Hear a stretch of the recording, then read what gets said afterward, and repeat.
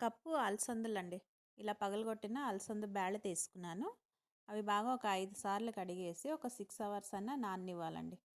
మీకు ఇలా పగలగొట్టిన బ్యాళ్ళు దొరకలేదంటే మనం నిండు అలసందలే వేసుకోవచ్చండి.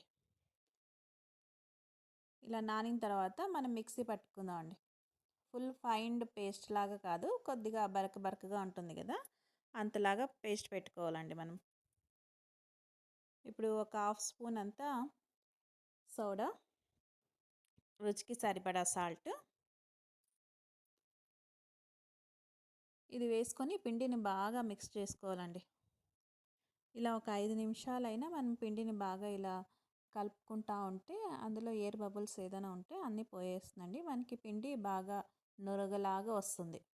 అప్పుడు వడ బాగా పొంగుతూ క్రిస్పీగా బాగా వస్తుందండి. చూడండి, నేను వేసిన పిండి కన్నా ఇప్పుడు డబల్ అయింది కదా పిండి. ఇలా కలుపుకుంటూ ఉంటే పిండి బాగా నురుగు వస్తుందండి. అప్పుడు పొంగుతూ వస్తాయి. ఇలా అంతా బాగా కలుపుకున్నాం కదా. చూడండి, బాగా అయింది, లూజ్గా అయింది పిండి.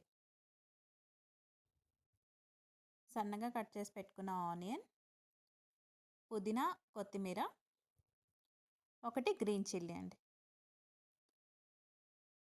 ఇవన్నీ వేసుకొని ఒకసారి అంతా బాగా కలుపుకునేసి ఇంకా వడల్లాగా వేసుకుందామండి.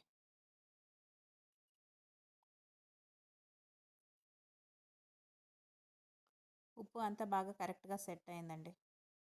చూడండి, ఇలా వడల్లాగా నీళ్ళల్లో తడి చేసుకుని చెయ్యి వడల్లాగా వేసుకుంటే బాగా వస్తుందండి. ఇంకా దీనికి ఆకు కానీ ఏదైనా క్లాత్ కానీ ఏది అవసరం లేదండి. ఇలా నీళ్ళల్లో ఒకసారి తడుపుకుంటే చెయ్యిని మనకి వడ బాగా వస్తుందండి. చూడండి, ఎంత బాగా వస్తుందో, అంటుకోకుండా వస్తుందండి చెయ్యికి. ఇలా మిగతా పిండినంతా వడల్లాగా వేసుకుందాం అండి. అప్పుడే కదపకూడదు, కొద్దిగా కలర్ చేంజ్ అవుతూ ఉంటుంది కదా, అప్పుడు టర్న్ చేసుకోవాలండి.